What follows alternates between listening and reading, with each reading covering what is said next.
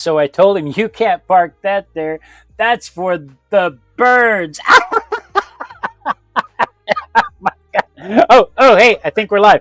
Hey, welcome to the Artistic Biker Live. Tonight, we are going to paint Pamela's bug. Pamela, my good friend Pamela French, is an artist in Guyman, Oklahoma, and her husband, Rick, frequent the morning show quite often. That's tends the word frequent.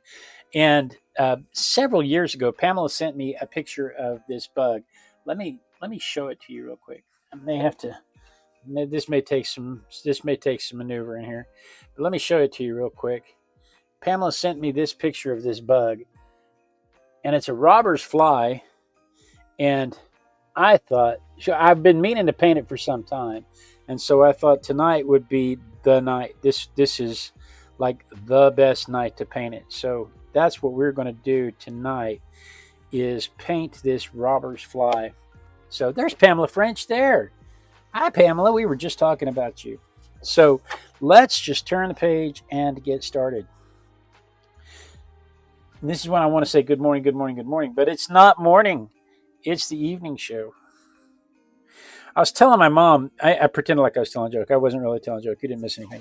I was telling my mom I kind of cheated on the way home from work today. I've been home. I got home early today because I was on the motorcycle. And this guy, I had a very safe distance between me and the car in front of me. And if you don't know, it takes about twice the stopping distance for a motorcycle. Motorcycles require about twice the stopping distance of cars. And so I had a good safe distance ahead of me. And this guy in a white pickup truck decided that that was enough room for him to dart in between us. And rather than let him make my children fatherless, I decided to zip over to the center line. And I just rode the center line about 2 miles through traffic to get away from everybody. And I don't ever do that. I was a nervous wreck. It makes me feel claustrophobic. But I felt like I had to get away from the traffic today. I felt like, and I got to tell you, I could get addicted to it. I could get addicted to coming home early like that. But like I said, it's it's illegal in Texas. That's called lane filtering, and it's illegal in Texas. It's legal in California, but not in Texas. And two, most of our roads have curbs in the center lane, in the center median and on the edge, and it keeps the traffic in the middle, where there's no real wide spot for my cruiser to go through. No, Joe, lane filtering is not legal in Texas. Lane splitting is not legal in Texas. Lane sharing is not legal in Texas, and lane filtering is not legal in Texas. But I mean, what are they going to do to catch me? They'd have to deal with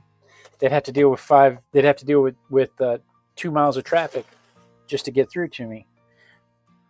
By the time they got to me, I'd already be 80 miles an hour away. But again, it makes me a nervous wreck. I've never done it as a practice. I've only ever done it in severe situations like today. But I am chock full of adrenaline now. And it hasn't worn off yet. That was easily an hour and a half ago. And I am still chock full of adrenaline talking about it.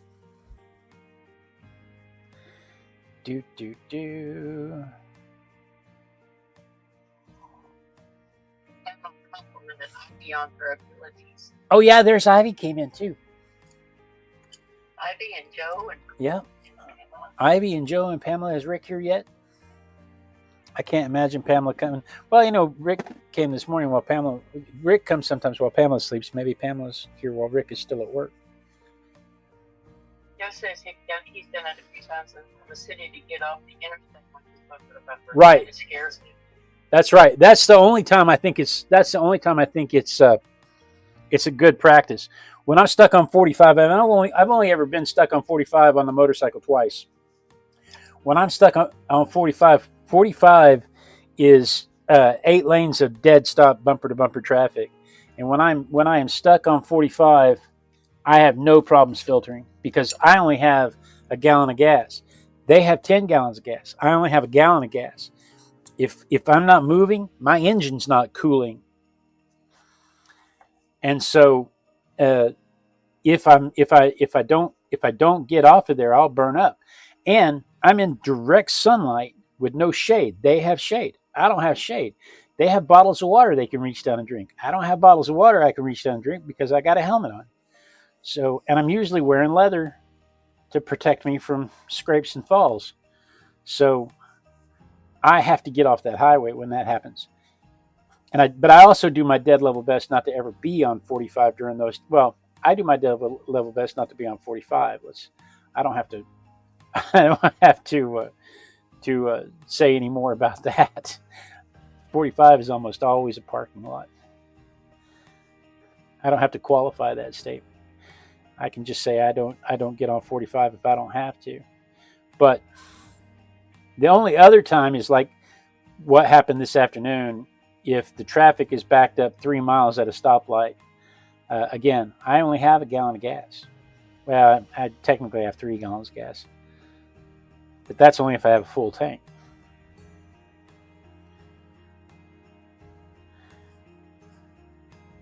Anyway, I tell that sad story. People are like, well, that's your fault for taking a motorcycle. And I know that's your fault for taking a cage. You're the one slowing the rest of us down. The rest of us would already be home by now if you weren't in your stupid cage.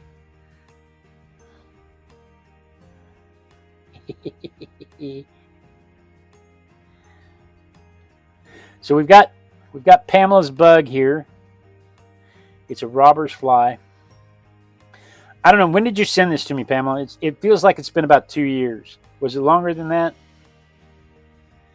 It feels like it's been about 2 years, and I've been meaning to paint it for a very long time, and it just kept slipping my mind. And then she mentioned it the other day, and I thought, yeah, you know what? That is a really good idea. Let's do Pamela's bug.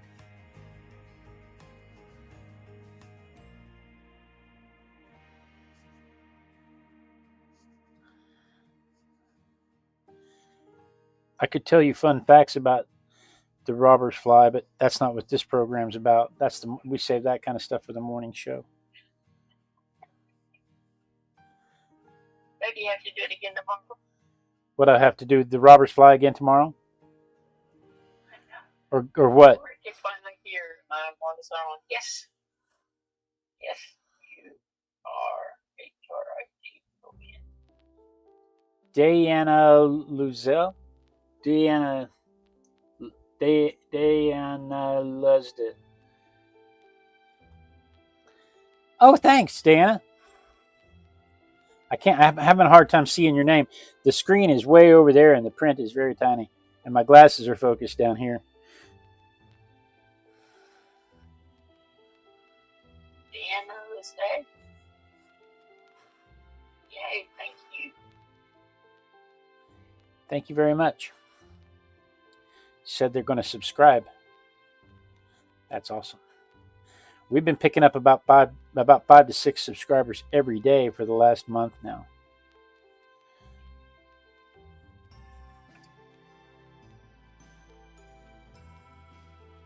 And I know that I'm getting close to monetization because the scammers are emailing me saying, "Hey, I can help you boost your YouTube viewers. Just pay us a little fee and we'll get you guaranteed 100 hours of viewership." Well, I mean, yeah, but if you get caught doing that, you get kicked off YouTube. That's not a benefit. So yeah, sure, you can help me do it, but at what risk? Let's see, 1, 2, 3, 4, 5, 6. That's enough legs.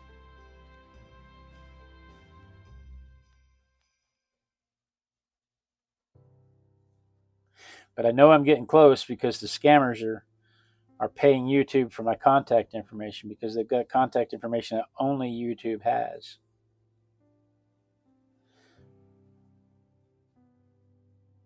So the scammers are paying YouTube for my contact information and they're reaching out to me. So I know it's about to happen. And that'll be nice if we can get monetized and it's enough just to pay for my high-speed internet feeds. that'd be really nice. But it's not a priority. My mom and I were talking about this the other day. When we started this, you know, we decided when we started this that we had to be willing to do this to an empty room, and for a while we did. For just a little while, we did paint and draw to an empty room. But we decided that we had to be willing to do this for an empty room, or it wouldn't be worth doing. If we're not doing it for any reason other than we just love to do it, then it's not worthwhile. So monetization, as cool as monetization would be, it is not my end all be all goal. No, your goal is to get me out of bed every morning. Yeah. No, I've said this a bunch of times. As cool as it is to get you out of bed every morning, I've said this a bunch of times. My actual goal is to give people permission to make mistakes and be creative. Yep. Absolutely. From the very beginning, not just the show, 16 years ago. That was the mission. That's right. People are so afraid. They want to be creative. They want to do something. They don't know how. They want to try. But they're afraid that somebody will make fun of them, or they're afraid that they won't be very good at it. They're afraid that they won't know what they're doing. And I'm here to tell you, I rarely know what I'm doing. They're afraid to go mess up the white page. I make up so much of this as I go along. You would be amazed at how much of this I just make up as I go along. And if I do something well, it's only because I've been doing it for however many, 16 years now. And that's the only way you get good at it. You can read all the books you want to. You can watch all the YouTube videos you want to. You can read all you want to about learning how to swim, but until you throw your body in the water, you'll never learn.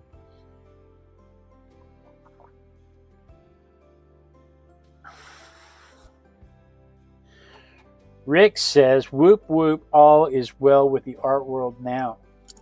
Absolutely, Rick. Absolutely. We got Rick and everybody in chat. Who all do we have? Rick and Pamela and Ivy. Joe. Yep. And then Diana. Outstanding. Good crowd. Yeah. We didn't have a party, but it's her. It's 2 o'clock. Yeah, it's 2 o'clock in the morning for her. Ty said he was going to try and make it. Yeah. But it's pretty early. It's cool night for him. It's pretty early in the morning for him. Yeah. I'm going to mix up a nice little shadow over here. Some Payne's Gray. I made the mistake of warming it up a little bit. I've got a warm light shining on this bug. I need a cool shadow. If you want a warm light, you need a cool shadow. And I made the mistake of adding just a little bit of burnt umber to it. But I think we're going to be okay. I think there's enough red in the bug anyway. I think we're going to be okay. Ivy said she started with vermilion in honor of Pamela. Oh, that's awesome. I can't tell if Pamela really loves vermilion or if she's just cheering me on like Claudia cheering me on during a dance. But it's awesome. Pamela says the link isn't working for the image. Uh-oh. Let me see if I can fix that. Let's try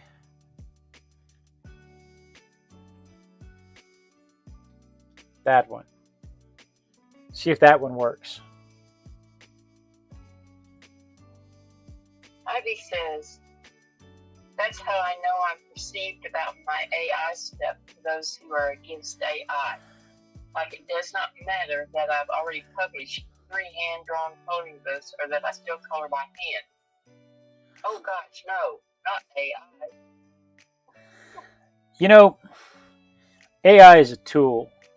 If you're creative, if you come up with the idea and you use the AI to create it, it's a tool. But if you walk up to AI and you say, hey AI, write me a book so I can publish it, I'm gonna be against that. If you walk up to AI and you say, hey AI, make me a Jackson Pollock type of painting so that I can sell it, I'm gonna be against that. If you walk up to AI and say, hey AI, we need pictures of sad, hungry children for our campaign, and there's lots of sad, hungry children out there and photographers that really need money. But if you walk up to AI and you say, "Hey, we're going to craft a photograph, and this is what we're going to do," and you've got a design and a layout and a schematic for the AI, and you've plotted the whole thing out, and it's actually your creation. You just used AI as a tool to get it up. It's no different than a great big paintbrush covering wide areas in one swath. Obviously, she knows she's hated by some, but she's having fun with it, and it's actually a lot of work. Yeah, I've tried my hand at some of it, and it almost never works out for me as well as it appears to be working for Ivy. I can get it to clean up my drawings, and it's gotten better. That Ivy showed me a way to do it. And it's better than it used to be. My drawings don't really translate well to coloring books, but I want to make coloring books out of my drawings, and they don't, the way they're done, they don't really translate instantly the way I want them to. But I have figured out how to use, with Ivy's help, mind you, I have figured out how to use Gemini to just clean my lines up like a line editor for a coloring book print. Let me dry this coat real quick, and then we'll add some more shade.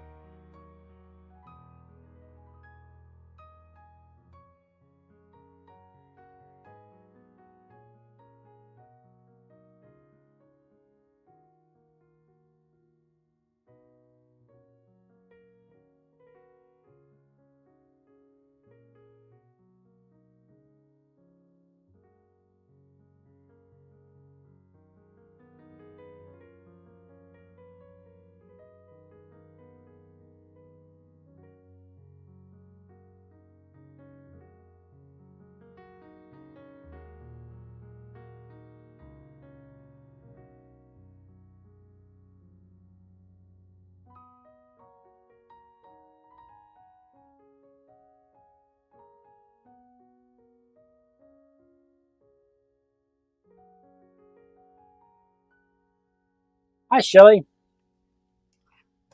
Good to see you. So we were talking about AI. I use AI every day. I use AI when I'm researching for the show.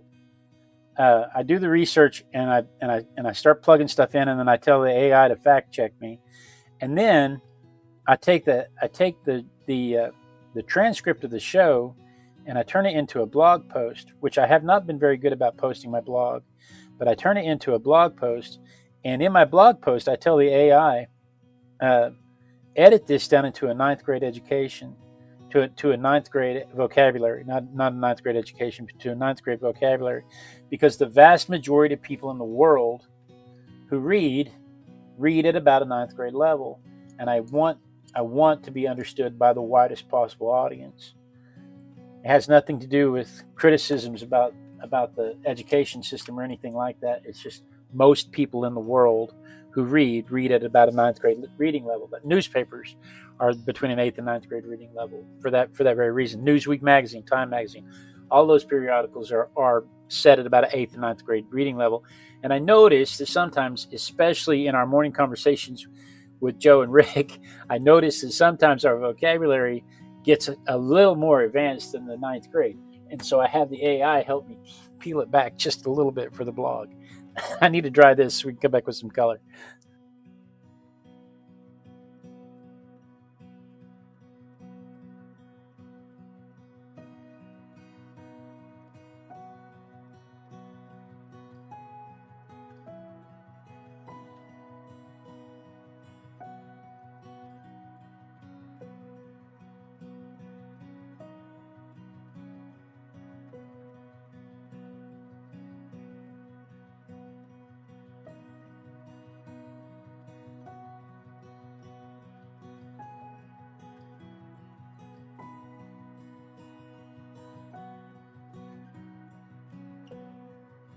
I have read scathing articles, editorials written in the 17 and 1800s about the use of cameras for portraiture, and how the oil painters, how the portrait artists of the day were being put out of work by how the true artisans were being put out of work by these fly-by-night portrait camera operators.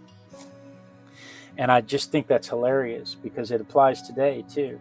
I mean, it's every bit of what you see today.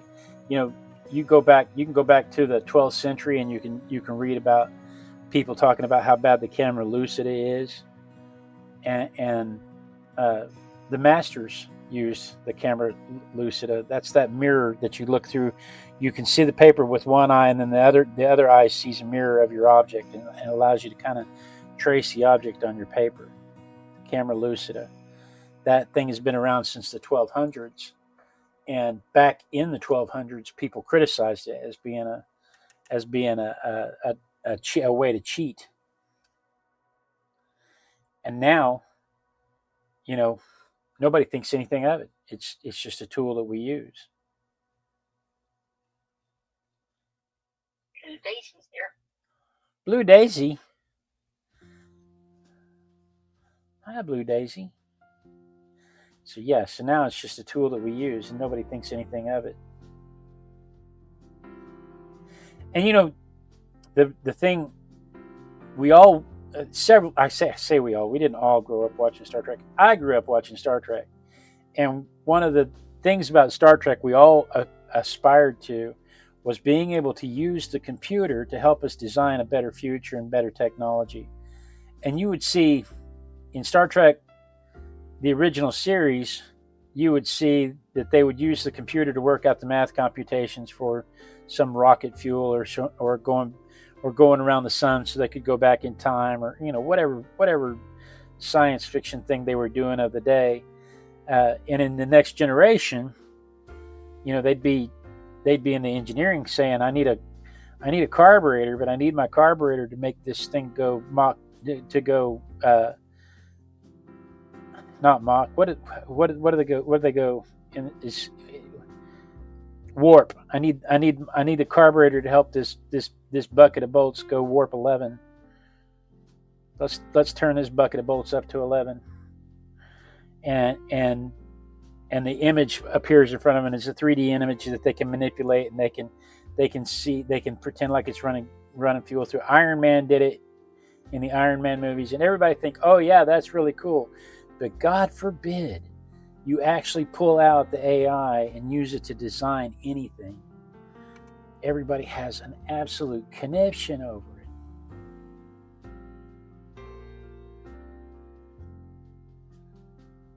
it. When it's something we've all been aspiring to since the 60s. We've all been talking about how this was going to be the future since the 60s. We were going to be able to get in our cars and just tell our car we want to go home. and the car was just going to be able to drive us home. Remember? Since the 60s, that's been the thing. Yeah, but it's pretty simple. Yeah. Oh, no, I wouldn't trust a self-driving car. Well, no, not with today's technology, but you got to start somewhere, don't you? I can't wait till I can get in my car and say, let's go to Dallas. And I can just crawl in the back seat of my car and start playing video games with my grandkids while we're on our path to Dallas. Because then what would have cut our visit 3 hours short will extend our visit by 3 hours.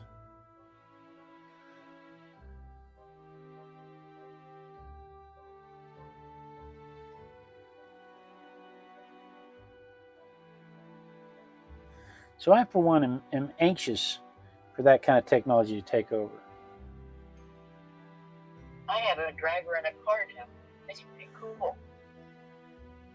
Yeah. We talked about her getting her license last week. Yep. It's pretty cool. My son is making motions to go that way too. He's pretty excited about that too. He wants a motorcycle license. I don't know where he gets these ideas. Yeah, but he wants a car. Well, yeah, because it's easier to convince a girl's dad to let you take her out if you're in a car than it is if you're on a motorcycle.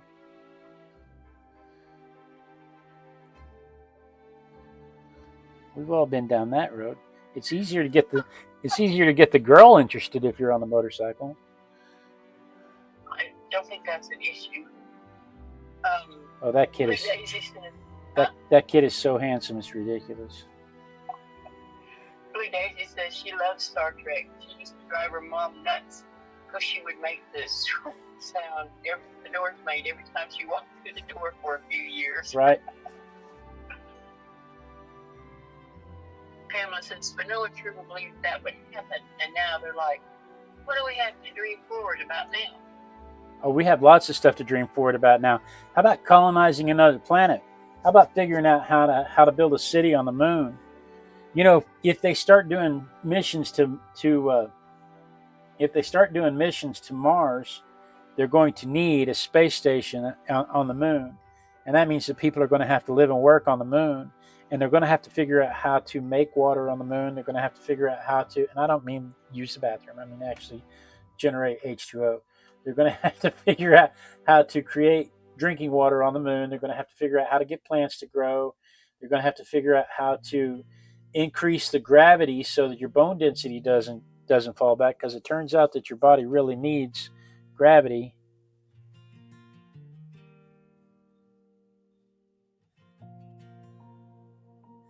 More than we've given it credit for. What, Mom?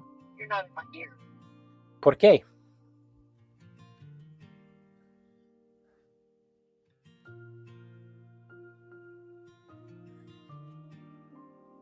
Are you talking now? Right now I am not, no. Which ear am I not in? I can't hear you from the computer. Can anybody else hear me on the computer? I'll see.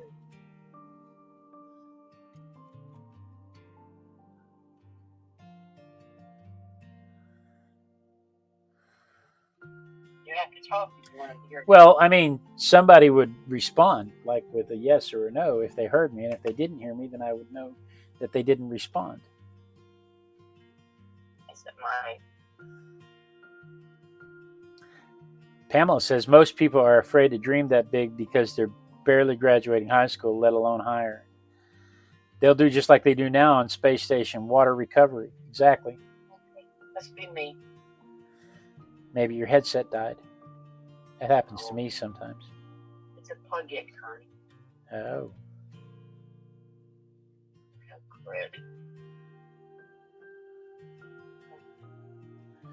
Oh.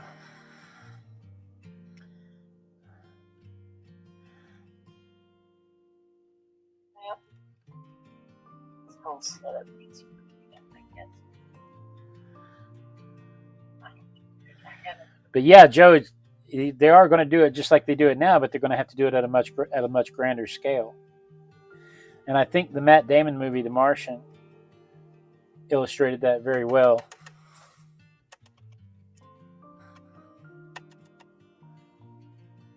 You know, we all think we know what we're going to do, but when it comes down to it, how much of that do you already know?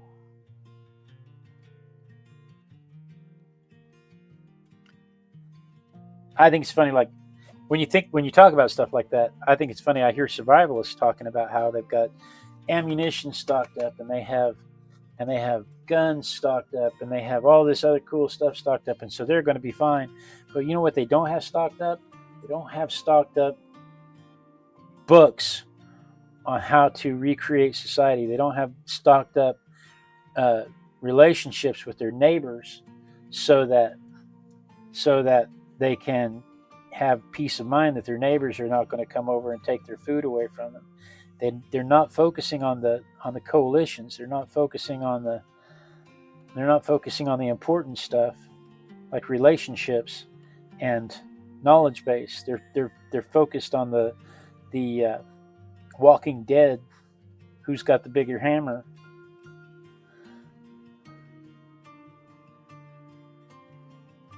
And we all think we know how we're going to survive in space, if we ever survive to space.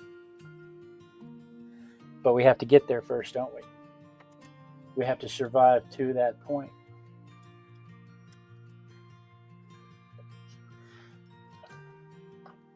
I like this. One of my favorite things about this part of the show, this show is I'm not on a time constraint. In the mornings, I have about 25 minutes to get one of these done. But in the afternoons, on the evening show, there's no rush. I'm rushing like I have to hurry. But I don't have to hurry. I can take my time with this.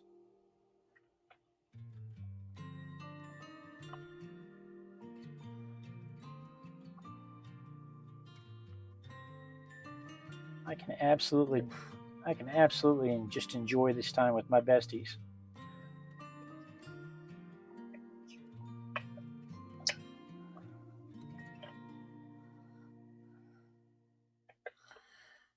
Can you even still buy plug-in earbuds? Oh, I have no idea. Wow. Okay, I'll be right back. Okay, are you going to go and try and buy earbuds? No, I'm going to the other room and stealing from my sewing machine. She has earbuds. Yeah, I'll be back. I'm going to go buy them. She has earbuds attached to her sewing machine.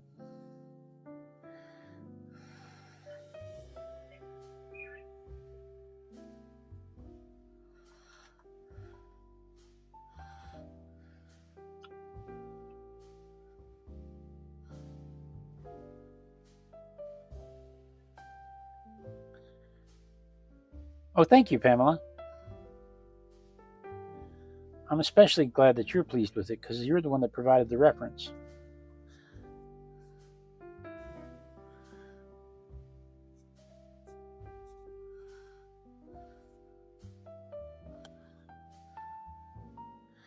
I'm gonna wet that paper just a little bit. It's soaking up the paint faster than I can put it down.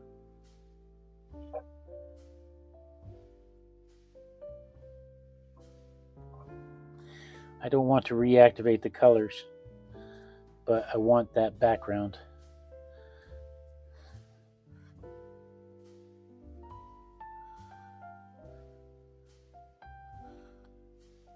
To be distinct.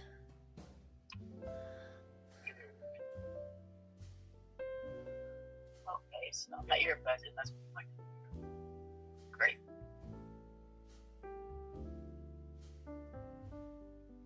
Did you see where Blue Daisy said she's looking forward to when they can just 3D print new body parts and install them? I don't care if they need to put me in the recycle bin instead of a coffin at the end. That's coming. Yep. That's coming. They 3D printed a heart. They 3D printed a heart with They took human cells and they 3D printed a heart with human cells. Now that's an oversimplification to what they did, but it's a working heart. So Joe says that they that's already have a movement in the 3D printing community now to help those in remote areas who lost limbs. It's called Project Daniel.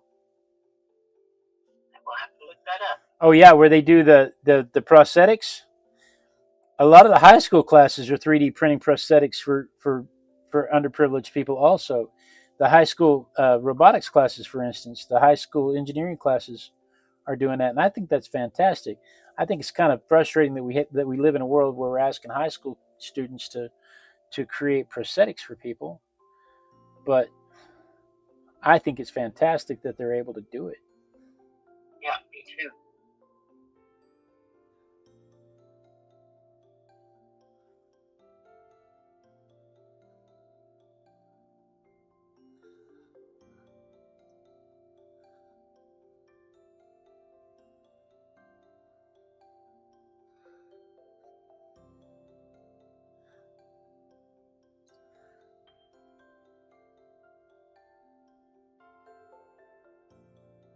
All right, that's awfully wet.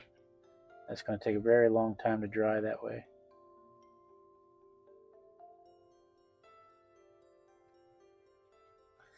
And also, I've got that table pretty white, and I don't really want that table to be white.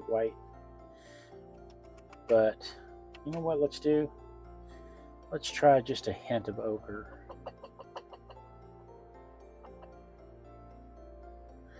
Because I want the whitest thing on here to be the reflection of light off that bug.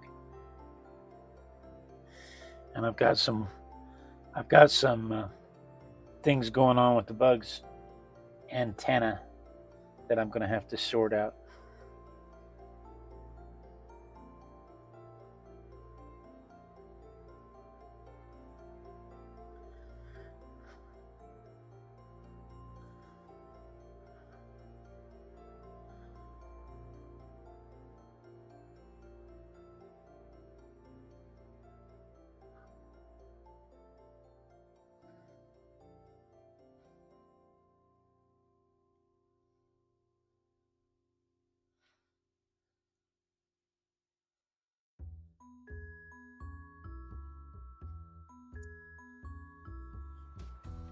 All right. I need to dry that. I can't fix it till it's dry, so let me dry it real quick.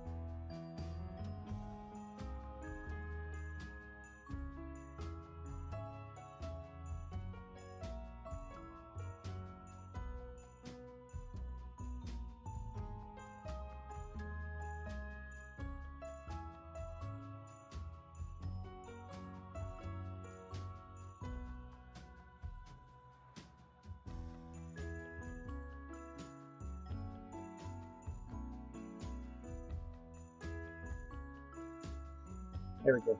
Didn't turn off the first time. You know, Joe's talking about when he upgraded his printers, he donated several of his older printers, to his 3D printers, to a guy off the coast of Belize who does prosthetics for remote communities, and that's fantastic. Have you seen the mechanisms where they're taking the plastic drinking bottles and stringing them out into filament? Yes, that's awesome. It's too expensive right now. It's just on the brand new. It's just brand new technology, and it's too expensive right now. But they're taking drinking bottles, and they are stringing them out. Not just drinking bottles, laundry bottles, and all kinds of stuff. and they're stringing them out into long filaments and coiling them for the 3D printers,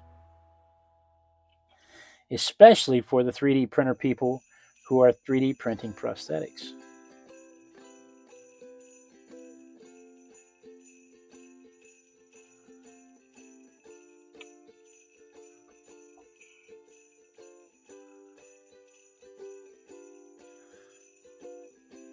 Just as yes, you can wrap it around and heat it, and it will shrink around what you lash it to. That's right. That's just pretty cool tech right there.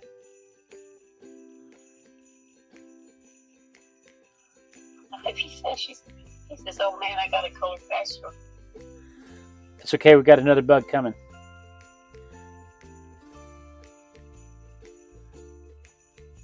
How are we doing on time? Oh, it's 7:41. We have plenty of time. We're not in any kind of hurry.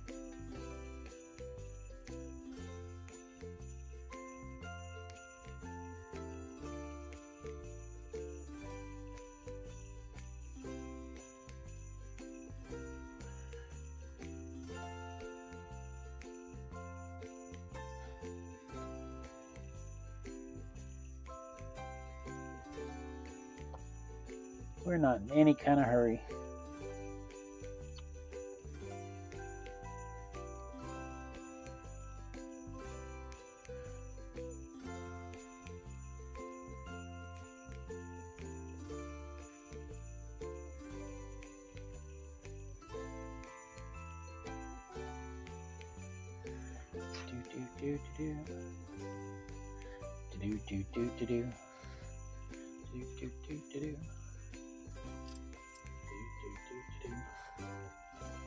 Feel is one, then there's 3DB that are both open source do-it-yourself units.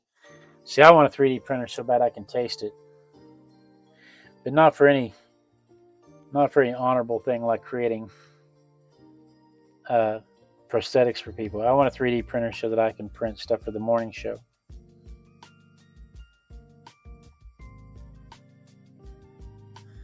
I'm not that noble.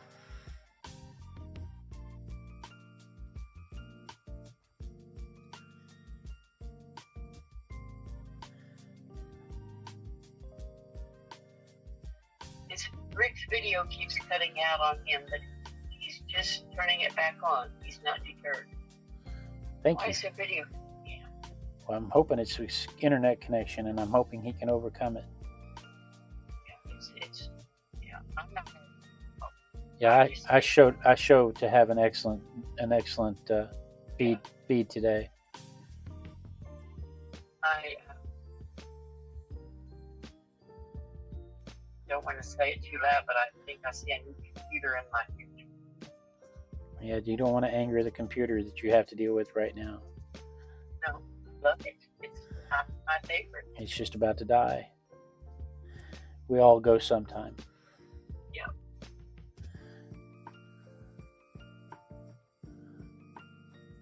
I don't even know if you could buy one like this now. But let's see. Anyway.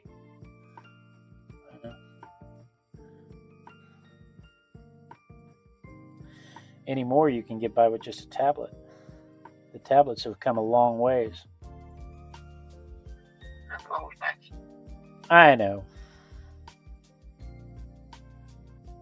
Joe says they're getting more affordable, but honestly avoid Enders. They have little to no quality control. Bamboo was the brand I was looking at. I'm pretty sure Bamboo was the brand I was looking at.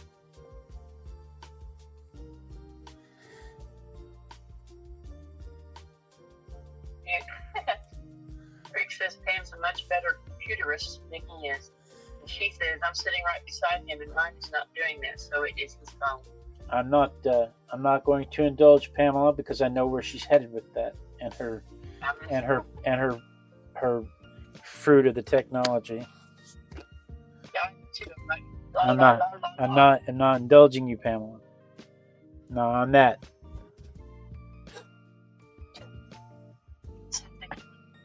He's looking for a resin base. Bamboo is nice. I just hate they are closed source. He has 8 bamboo SO1. I'm going to have to talk to you off course. Why? I mean, I can find a use for one. You must have a side gig, a side hustle with those things. But from what I've read, everybody who does it gets addicted to it. Everybody who gets one ends up addicted to it.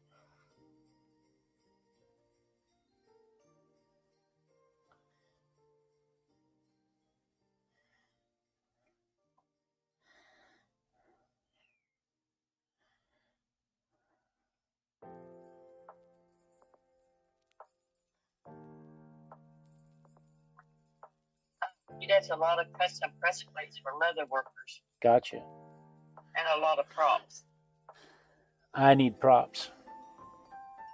That's exactly what I need. The first actual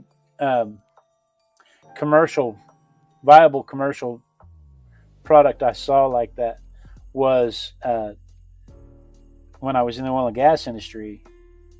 They were making. We built what we call a launcher and receiver.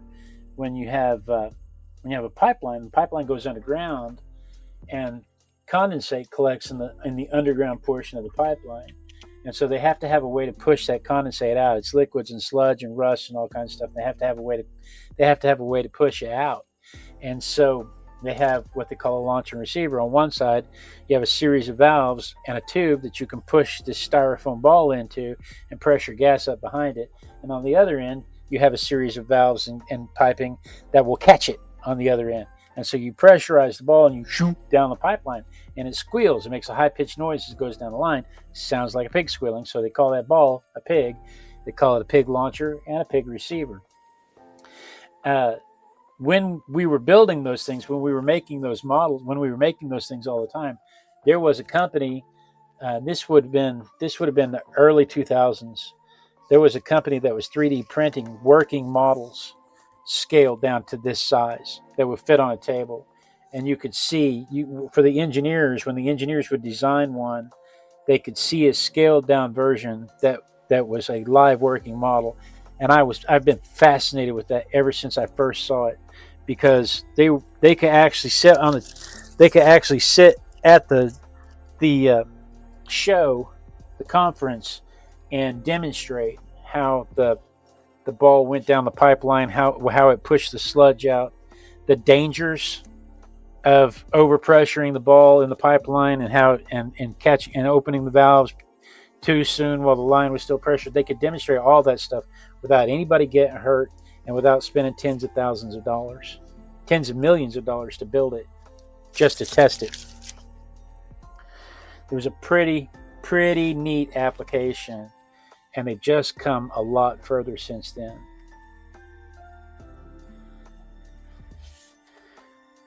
Joe, Ivy's right. Joe is exceptionally crafty. He is exceptionally handy.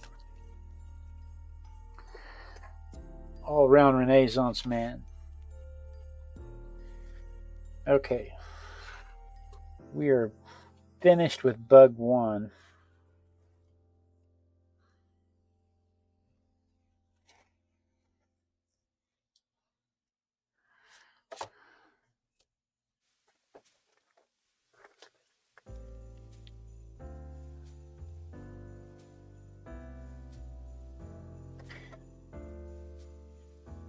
I don't know what a lithophane is. Sounds like stone. It's stone something.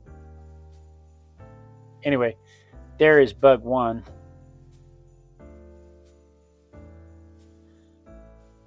So we're going to call that one done. We'll set it aside for now. What time is it? It is 10 till 8, which is a perfect time for a potty break. Top off your drinks. Smoke them if you got them.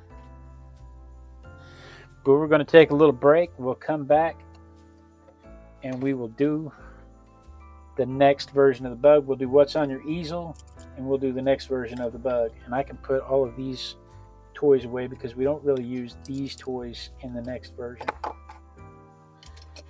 In the next version, we go back to these toys. The illustrative toys, the illustrative toys.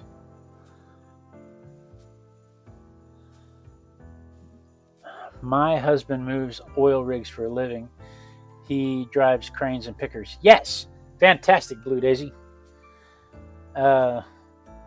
It's a thin piece of plastic printed, and when light hits it, it makes an image. Oh yeah, okay, like a litho print, but in a piece of plastic. That's pretty cool, Joe. That's pretty cool. I bet that does sell well at Christmas. I intend to do little watercolors of people and put them on Christmas presents. Put them on Christmas things for a show sometime in the future. Can you just pull up the bug video tonight? Yeah, I can do that for you, Ivy. I can do that for you. But we're going to take a break right now. So everybody go get go top off your coffee or whatever you're drinking and go potty, and we'll be right back.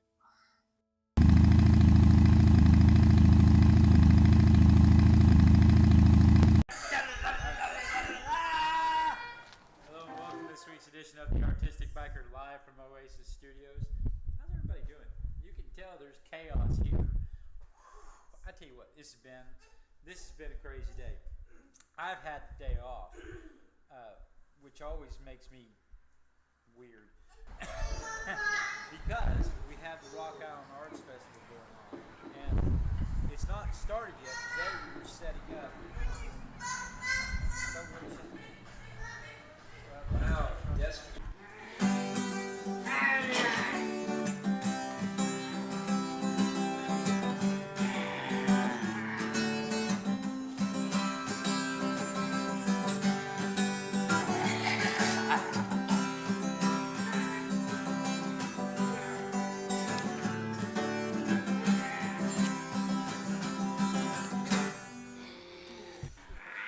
The Artistic Biker, a proven defense against the zombie apocalypse.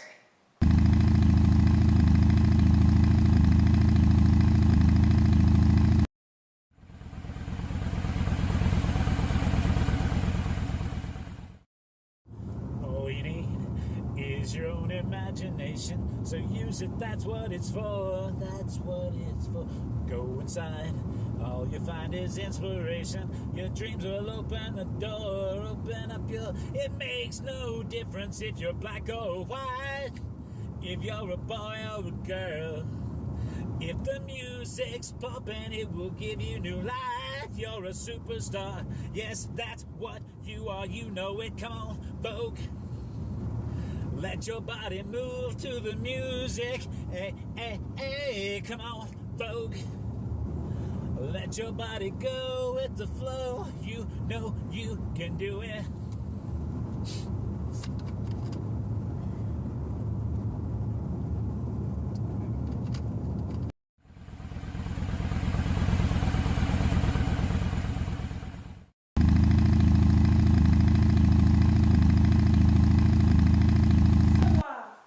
Honey, Yes, my love.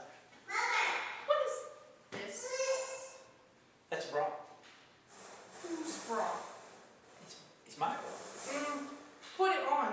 No, it's my. No, if it's your bra, put it on. No, it's my bra. Wear it. Put it It's on. my bra.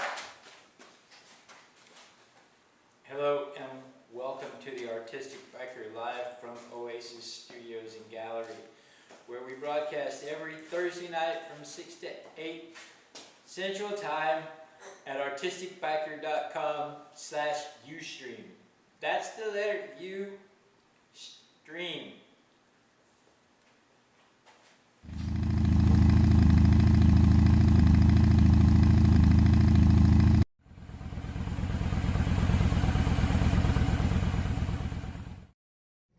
When Johnny finished, the devil bowed his head because he knew that he'd been beat.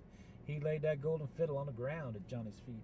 Johnny said, "Just come on back, devil, if you ever want to try again. I done told you once, you son of a gun, I'm the best there's ever been." He played "Fire in the Mountain, Run, Boys, Run."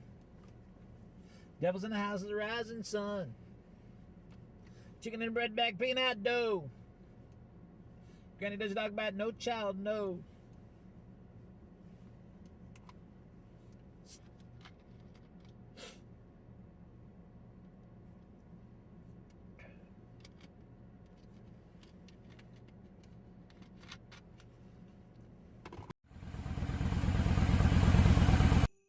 it's amazing to me how young I look in that, and that was only 10 years ago. It's just amazing to me how young I look in those. I'm gonna have to make some. Joe's singing along. Granny does a dog bite, no child. No. I'm gonna have to make some more of those. I actually tried to make one the other day, but I guess I didn't record it. I was doing the Bee Gees. Well, you can't tell by the way I use my walk. I'm a woman's man, no time to talk.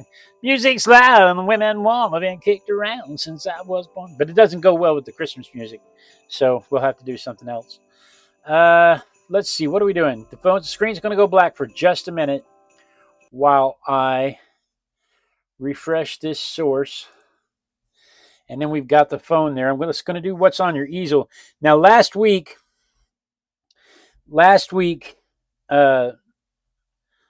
Ivy sent in some easel work. This is Ivy's self portrait that she did in I think Gemini, that she worked up for thumbnails.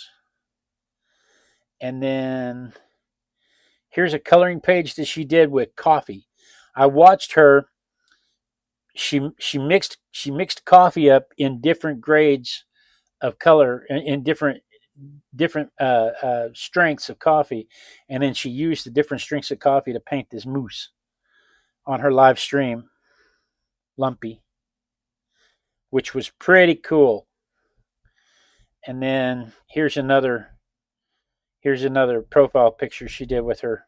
That'd make a nice sticker with her AI. And then Pamela has been doing herbs. Last month she did a bird a day. This month she's doing herbs. And so here she's got her sweet rocket, her seed brown, stem slender. She's got notes. This is the important thing. Sweet rocket, she's got notes. You can't see what I'm pointing at with my finger because I'm not touching it I'm not touching the phone to it. So you can't see what I'm pointing at, but she does what I do. What she sketches, she makes notes. So she's not only is she learning about the color combinations and the technique, but she's also learning about the objects she's sketching. So she's about halfway through the month. Bee balm, basil. Oh, that was the basil. Primrose. It's just a lovely, and this looks like handmade paper. She's doing it on. Parsley. Just picking a new aniseed. She's just picking a new herb every day to do.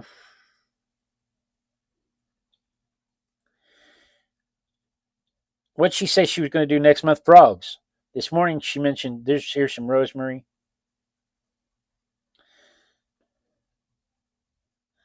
So this morning she mentioned that next month she's going to do frogs. But we had struggles last week with these things not pulling up. And then this is what Ivy's done so far tonight, which I don't have an app that will open that sort of file, Ivy. And it's probably something simple like a JPEG, and my phone won't let me open it. Won't let me open that attachment. And then Rick has been sketching along with me in the mornings. And we weren't able to show these off last week. But here's his tomato frog. He uses his Kindle to sketch along. Top of the frog, actually an orangey red color, fun to draw. So he's using his Kindle to draw along. And then there's an astronaut with a jetpack like we did in the morning show.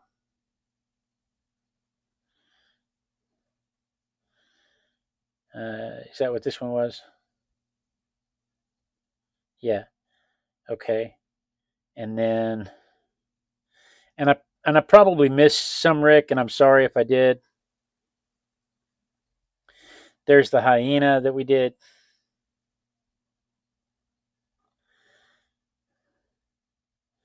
What's this one? Is that the hyena? Did I just do this one? Nope. This is the Texas horned lizard from this morning.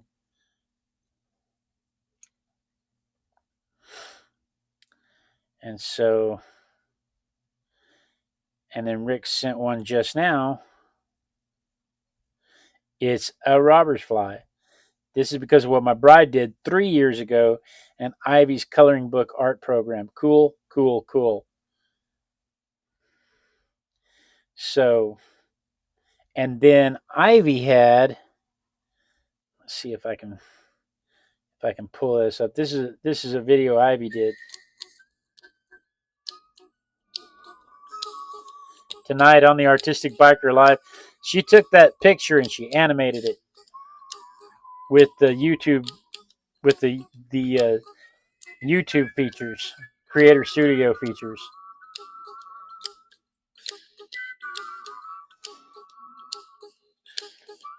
I'm not sure how I feel about the flies painting nudes on my stream, but it's just pretty cool, Ivy. Pretty cool stuff.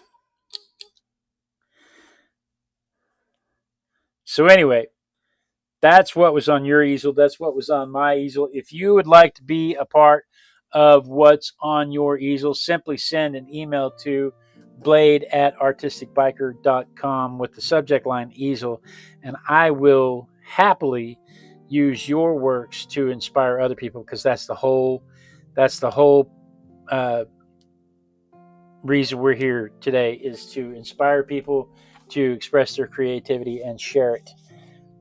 So the fly doing art, it was just fantastic. Okay, so let's move on to our second robber's fly. That's the one we just did. Let's do this one. Can we? We're going to. That is just such a stunning picture, Pamela. Such a stunning picture. I tell you what, let's do though. Let's not stare at me. Let's watch the canvas. I know I'm handsome. Everybody wants to see me, but I don't think that's what you turned up for. It's the dancing. You're here for the dancing. I have been watching the dance studios post their videos of teaching people how to do the Aretha Franklin dances and the spinning tops dances and the do you remember 21st day September? And I'm watching them do those dances and I'm thinking that would be really cool to go outside and film myself doing those same dances and add them to the dance mix. For the music on the show, I have a folder set up of, I don't know, 150, 200 songs, and it plays them at random. And I could do the same thing with the dances. Currently, I just have one long dance video, and it just always plays that dance video when I run the hairdryer. But I could just start making a collection of those dance videos, and I could just start making a collection of those videos and have it play them at random. I might even make a little thumbnail dancer and put him in one of the corners and give certain people, like if we offer subscriptions, if I ever do get monetized and I decide to offer subscriptions to people, that might be one of the subscription perks, is that you can type in dance painter boy dance and it triggers the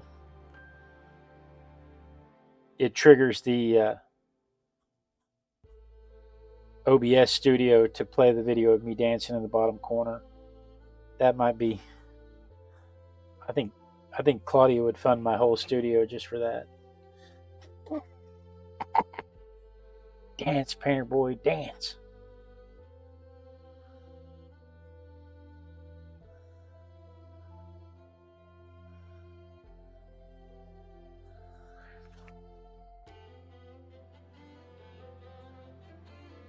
But we'd have to be sure and keep it out of the way so that it didn't interfere with the artwork. Unless it increased membership and if more people came to see the dancing, I mean, shoot.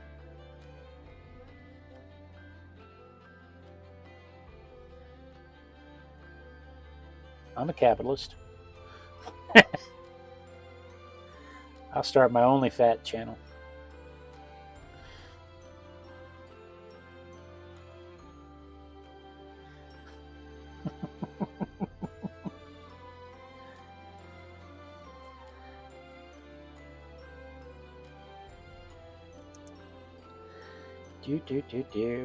What were we talking about? AI? When we were talking about AI earlier. I'll tell you something else I do with the AI is when I'm done, I can tell the AI to organize my files into my database.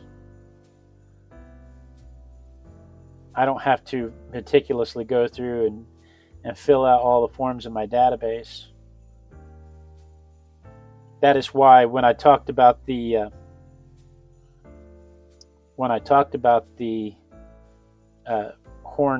Texas horned lizard this morning, I didn't give you exactly the same facts as I did last time because I have a database of all the facts that I've done already, and I'm able to say, okay, I've already talked about that. Let's look for a new angle, so that people don't get bored seeing the same subject matter again.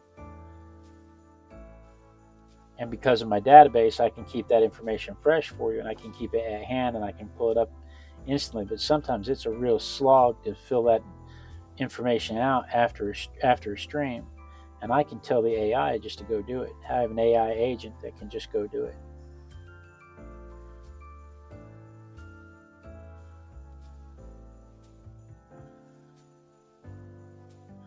So I'm a fan.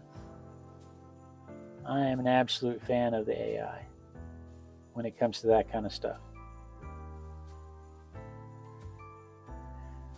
I don't know if you've ever logged into the Snake Artist and saw what he did with AI when he was first experimenting with AI. He would draw something, sketch it out, and then run it through AI, and then take AI's interpretation of it, and then he would add to it on top of that. So he would generate the idea, feed it to AI, and have the AI manipulate it, and then he would enact upon it like the AI was more of a background. He created some really intriguing stuff.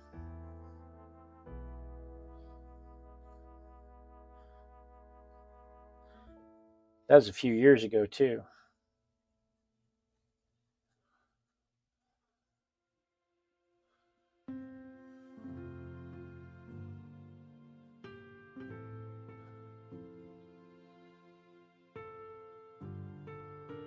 I think calls for AI currently.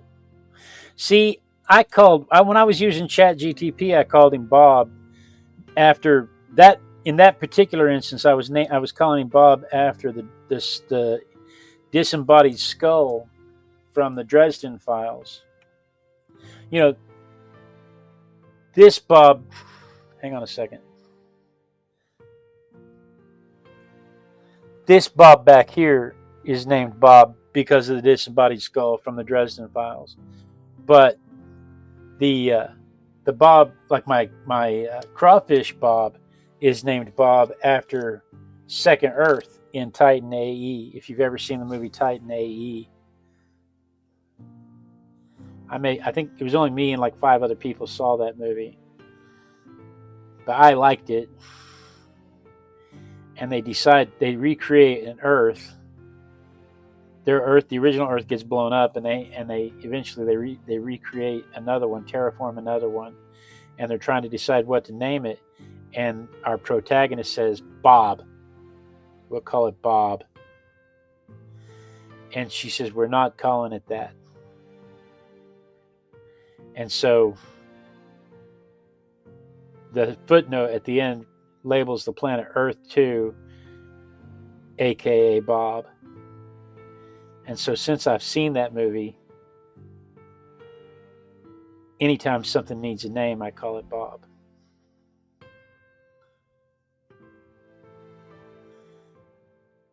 Unless it's skull related, and then it's Bob from the Dresden Files.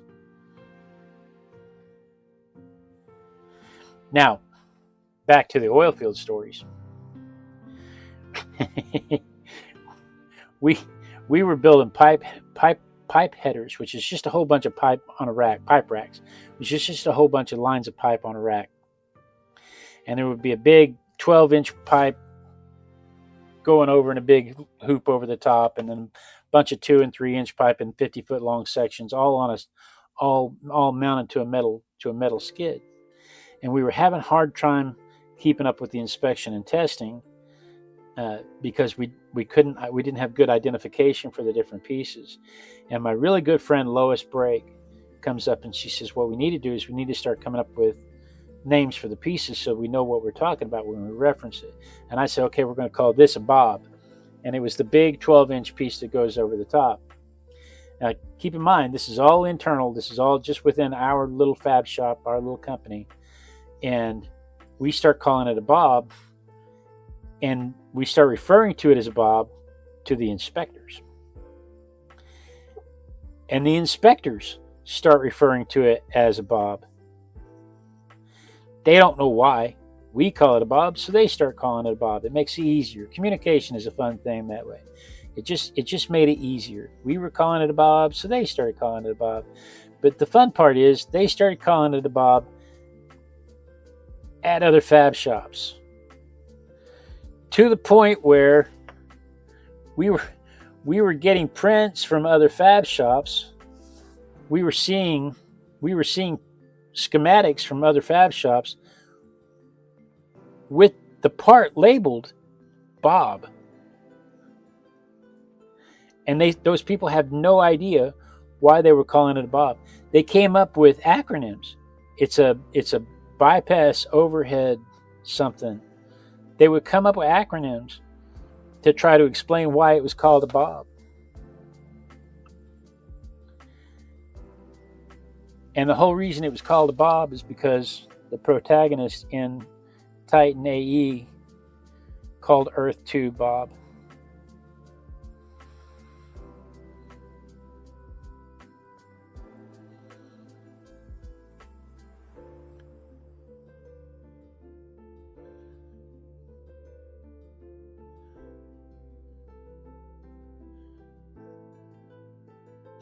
That is the whole reason it was called a Bob.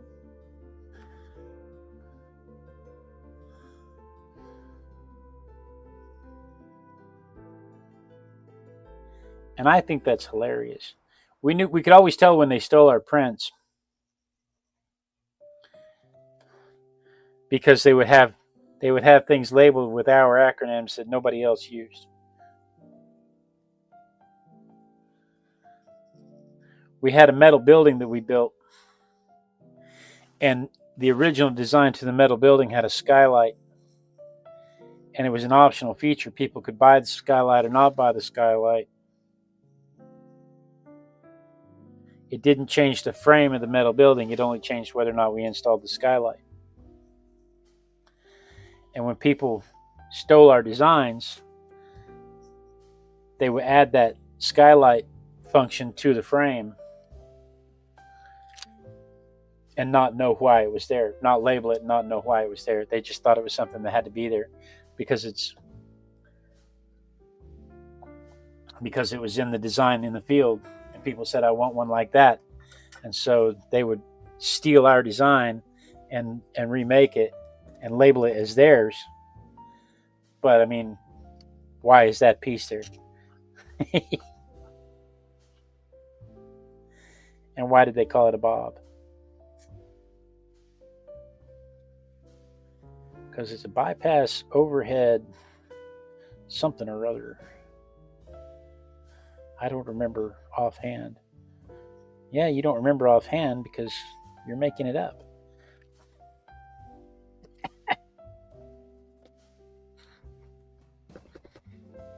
You get, Joe said 22 years he made no lost circulation had to do with the oil and gas industry. well, there you go. That's fun times. I started off as a sawman. I had a biology degree, and I had been running a web developing company, and I decided I never wanted to see another computer for as long as I live. And a friend of mine said, hell, well, they're hiring out at my place. Come where I work. Come get a job. And I was running a saw in the fab shop, making more money than I was ever going to make with a bachelor's degree in biology. You got to have a master's degree or better to actually make a living in those fields. Taught myself to weld, took over the weld shop, became the lead welder. Taught myself, then they moved me to assembly, and I redesigned their assembly process so that it was more efficient and increased their testing capabilities. They put me in charge of that, and then once we got that taken care of, it turns out that caused the paint booth to be thrown behind. So they took me back to the paint booth and had me redesign the flow of work in the paint booth. So I went back and did that for a little while, and then they put me in sheet metal for a little while, but the guys in sheet metal were just really good. There was really nothing I could teach or learn from teach over there. Those guys were just master craftsmen at what they did, but I learned a lot from them. And then I went into quality management and outside sales. Outside sales was an accidental gig. I was already the field rep, so they said, hey, while you're out there, see if you can sell them some of this. And so next thing you know, I'm selling, and it turns out I'm pretty good at that. And I turned a $1.2 million contract into a $27 million contract, and that got Houston's attention. Hey, come down here and teach us how you did that. Next thing you know, I'm executive sales, moving to Houston, and then COVID hit, and they fired everybody on the third floor. But that was a 20-year span of a career that was a lot of fun. And if I could go back to any of it, I would go back to being an operations manager, where I could weld if I wanted to weld. I could run a saw if I wanted to run a saw. I could play golf with customers if I wanted to play golf with customers. That was a fantastic job. Loved that job. This is my favorite part of the whole process. This is the part of the process that turns this from just lines on a page to a dimensional object. And I just love it. I probably have never told y'all that before. But Just as the last 18 years or so, he's traveled on site to teach how to use the product, mostly in other countries, Canada a lot. But the best thing was they let him go. A few short months later, he had a stroke. Probably would have had it driving or in a motel somewhere. Yeah. I got to be home. When they let me go, I realized how much I was missing by not being home. And they gave me a 2-year package when we separated. So I probably shouldn't say that out loud, because if any of my colleagues are listening, they're going to be like, what? We didn't get a 2-year package. Yeah, well, I mean, I was with the company for over 20 years.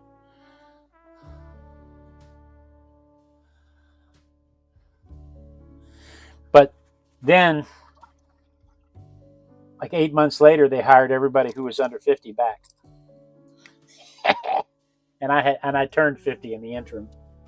Let me dry this real quick.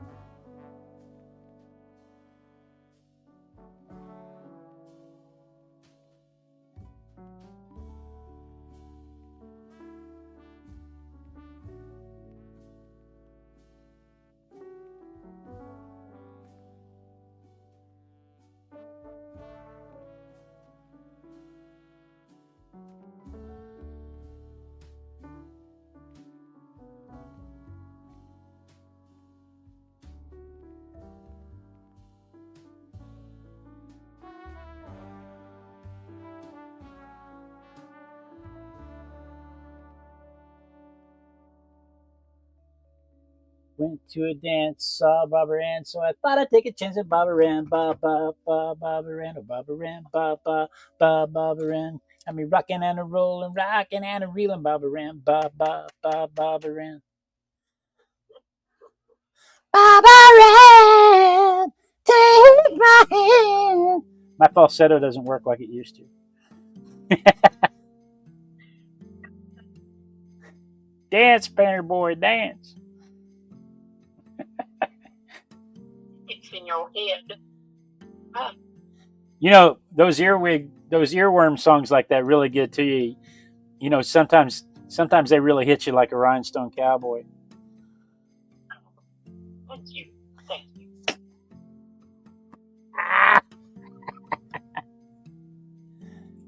Oh, I don't think everybody in the chat's old enough to remember Rhinestone Cowboy. probably not. It's a good movie. Movie? I don't know anything about a movie. I just know Glenn Campbell. Yeah. Like a rhinestone cowboy. You know, that song particularly, I was a child when that song came out. And the only place I remember ever the place I remember the first time I remember hearing that song and it sticking to me forever was at, might have been Spring Lake, but I really think it was Frontier City. But there was a show, it might have been Six Flags, I don't know. There was a show we went to at an amusement park, and it was set under sea, and there were mermaids, and there were, you know, people in costume, and there was a guy that came out dressed in a rhinestone cowboy suit, and he was riding a seahorse, and he lip synced to that song. That sounds like SeaWorld. No, it wouldn't have been SeaWorld at the time, because I would have been 5 or 6 years old. Oh, okay. So it's either Frontier City or Spring Lake. Yeah, Could- it's one of those. Could have been Six Flags in Dallas, but I don't think so. I don't think we went there.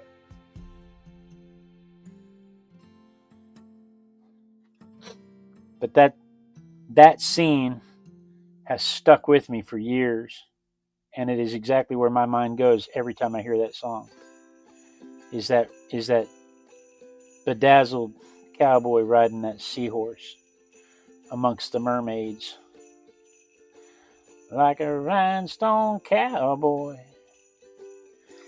getting cards and letters from people I don't even know.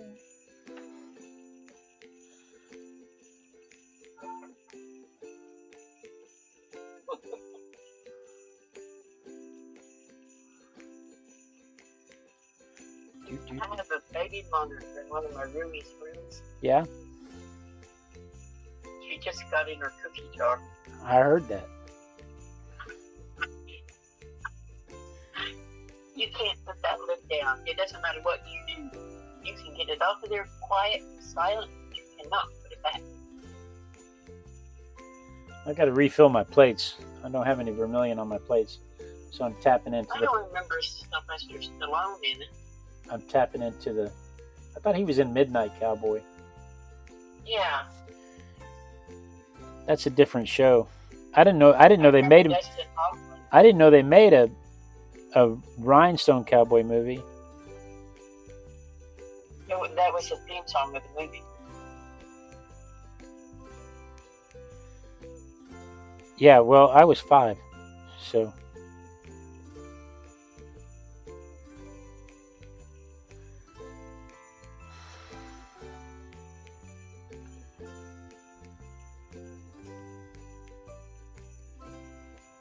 There is Bob the Builder, and now there's, more importantly, Bob the Bug.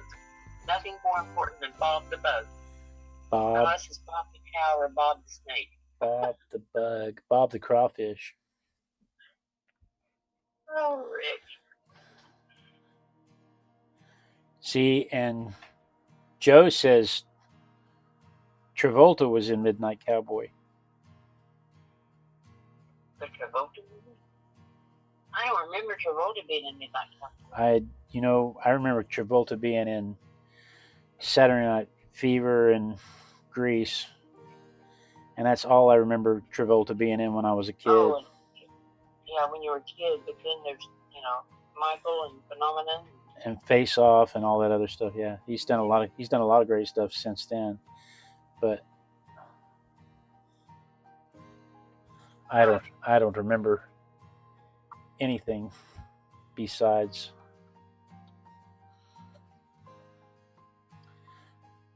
Mr. Kata. Well, Travolta was in one with the shiny horse, wasn't he? welcome, I don't know. welcome back, Carter. Urban Cowboy. Travolta was in Urban Cowboy with the lady from Officer and a Gentleman. Demi Moore? No, Demi Moore was not in An Officer and a Gentleman. Oh, I'm thinking of Two Good Men. Sorry.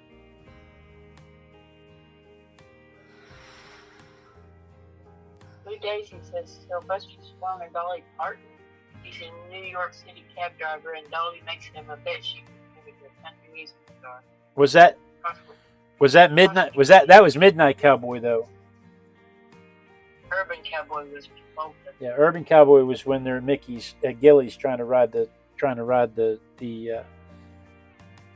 mechanical bull. Joe says Deborah Winger. Deborah Winger. Thank you. I would have spent all night trying to remember her name.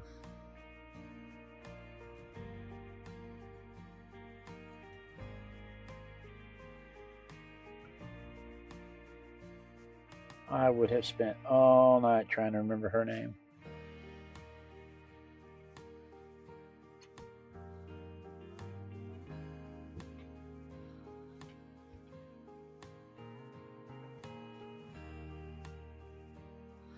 You know what? That little brush is cute, but it's not the brush I want.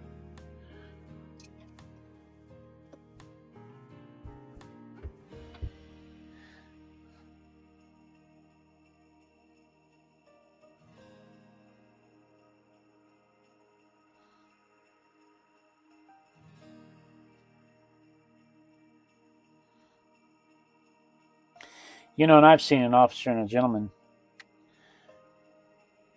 probably 200 times. I like that. You had the video disc, and I watched it every night one summer. I watched that and Star Wars and Excalibur and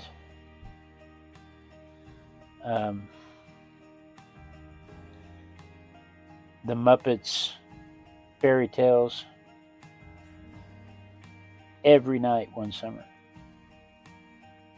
I had a routine. I would just go from video to video.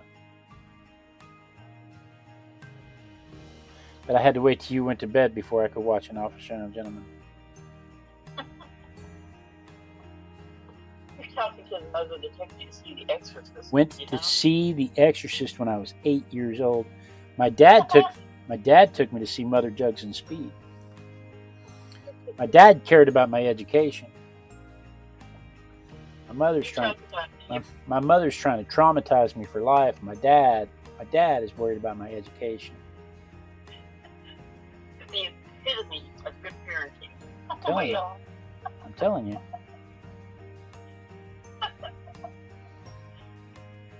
I was 8 when she took me to see The Exorcist. That is, to this day, that is the only book I've ever read that gave me nightmares. And I've read a lot of books.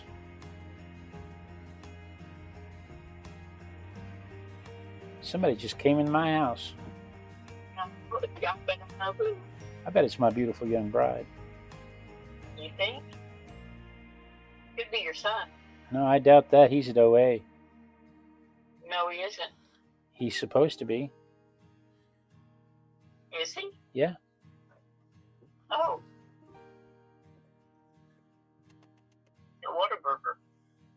Well, you might be now. Okay.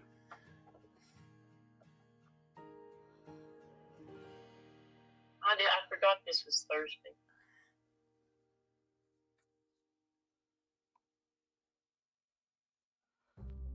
It's, That's the whole reason we do this on Thursday nights, is because I was home alone. okay. Because it started, 16 years ago. It was soccer practice. Yeah. And I How'd was, you get to OA? Zoe. Oh, she's in OA. That's right. Well, that's convenient. Okay. His little friend. His older woman. Okay, I was said she's calling it done enough on her end. Yeah, I'm running out of steam over here too. We're going to do this background, and then we're going to do some touch-up work, and then we're going to ink it.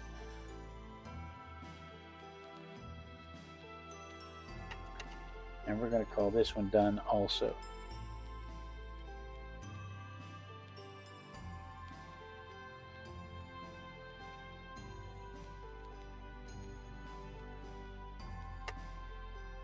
All right.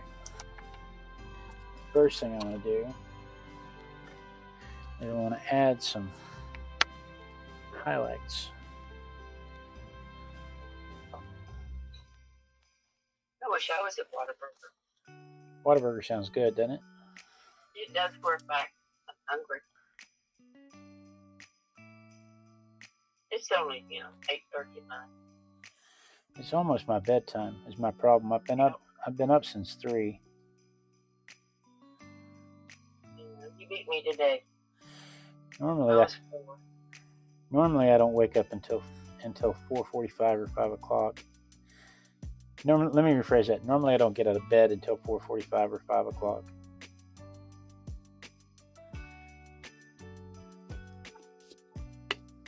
But today I was up at 3.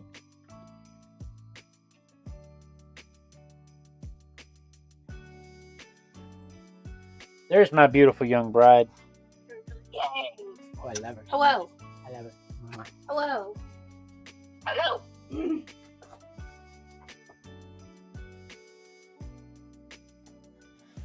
He makes us happy. Are you leaving? Huh? Are you leaving? Yes, I'm food. I'm hungry. Where are you going? Oh, you're going to go eat. No, I'm just going to You're not going to OA. No, by the time I get there, it's over. I got you. I'm mad about it. Ah, Rick says, well done, bug, big man. thank you.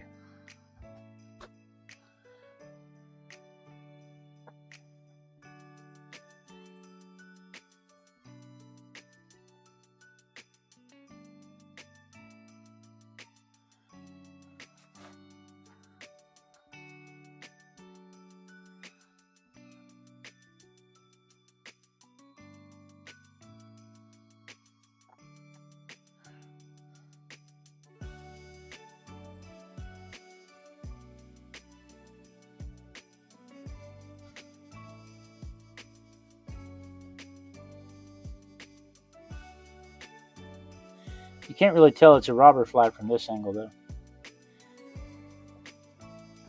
We sure got those big green eyes, didn't we? All right, let me dry it real quick and we'll ink it.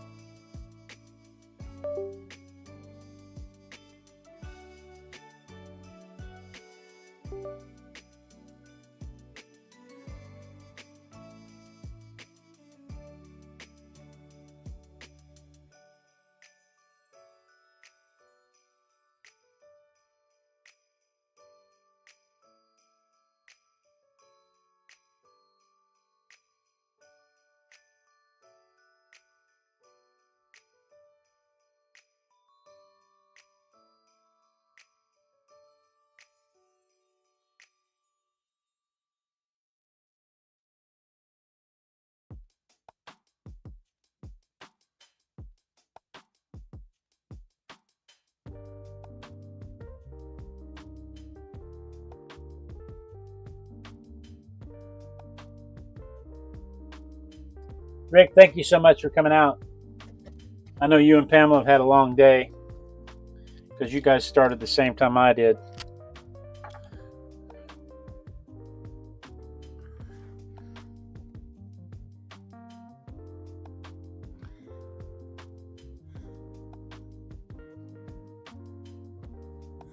So did my mom and dad.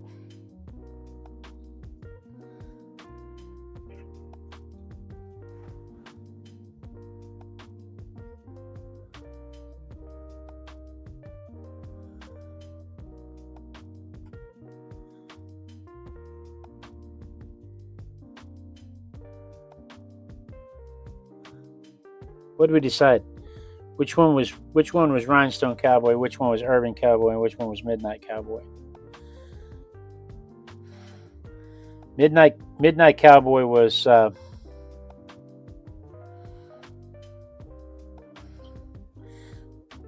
not John Travolta or Stallone. Was Midnight Cowboy Stallone? Or was not Al Pacino? What's the other one? Dustin Hoffman. He was in Rhinestone Cowboy. Dustin Hoffman was in Rhinestone Cowboy? Yeah. I have no recollection of Rhinestone Cowboy. I don't remember it being a comedy. Is that the one where they... He was in Rhinestone Cowboy because this says Rhinestone is a film. It has Stallone and Dolly Parton in it. Rhinestone does. So Dustin Hoffman was in Midnight Cowboy? Yeah, we have it reversed. Is that the one where they pull his teeth?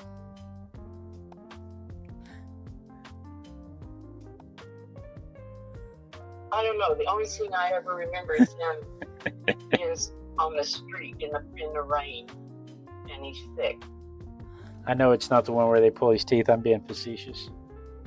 No, that's that one. No, I bet. Is that going south? No. No, there's a When they pull Dustin Hoffman's teeth? Yeah. They drill. Yeah, they run I know. the drill and they don't use any Novocaine on it. Absolutely. I still have nightmares about that. Yes. Joe says it was John Voight. Yes, it was John Voight in Midnight Cowboy. He's correct. You are correct, sir.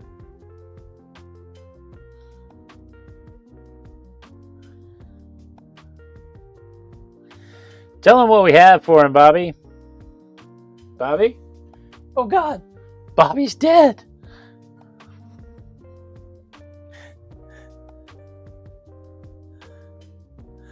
Look at what's happened to Bobby. Oh, it's been a long day.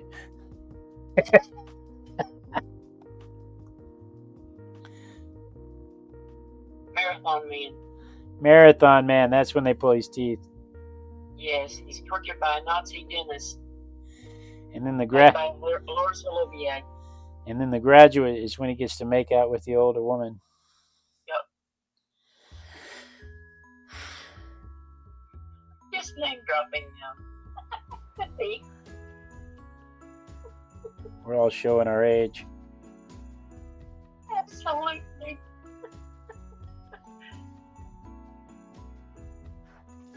He started it. Who started it? Rick. That's Bob Rand. Barbara Rand.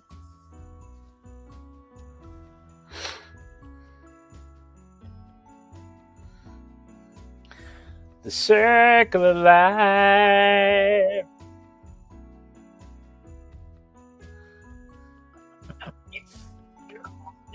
I am. Age is just a number, Rick.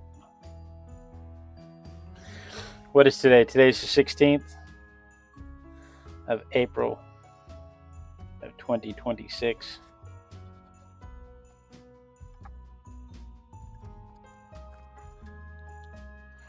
Now, just in case anybody wants to see, this is what we're comparing it to.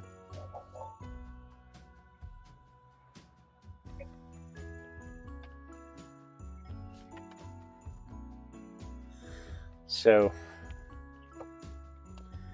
here are the, where'd it go? Here it is. Here are the sketches for the day. Let me cut that loose. Why is that still attached? Ow.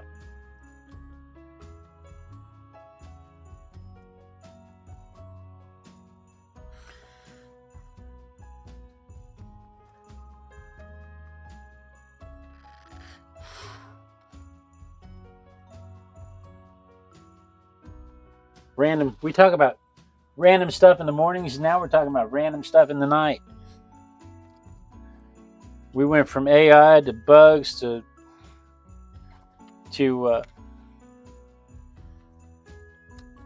Midnight Cowboy and Rhinestone Cowboy and John Travolta and Welcome Back, Cotter.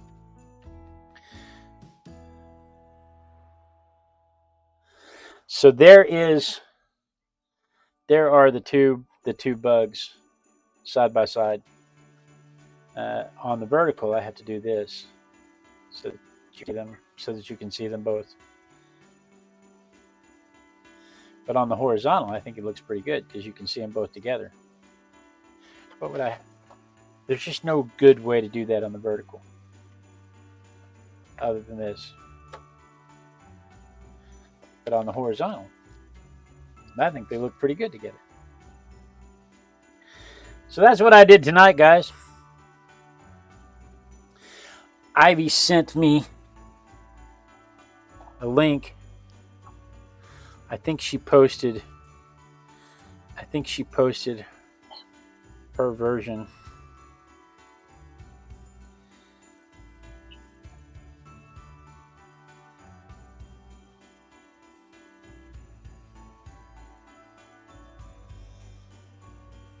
Of her coloring. She said she was at the halfway point. Maybe when she gets finished, she'll send it to us as an easel for next week.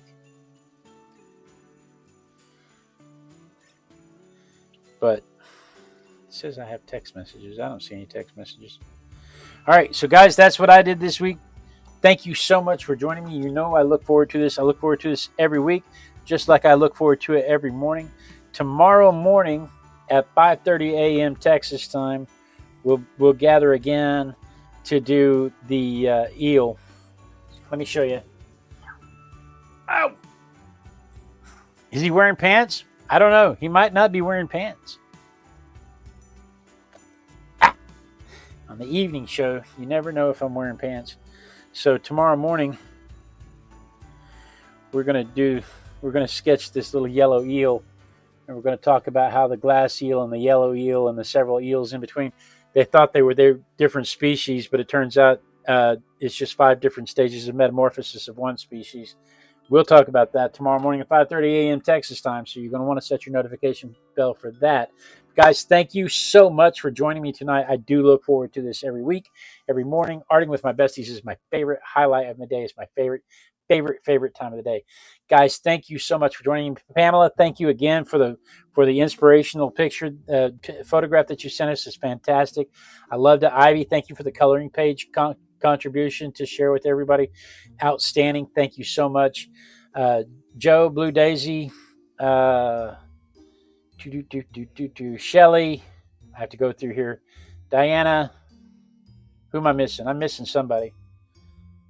I know there was another name. Joe, did I say Joe? I said Joe already. Blue Daisy, Cassandra. I said Blue Daisy. Cassandra, I missed Cassandra.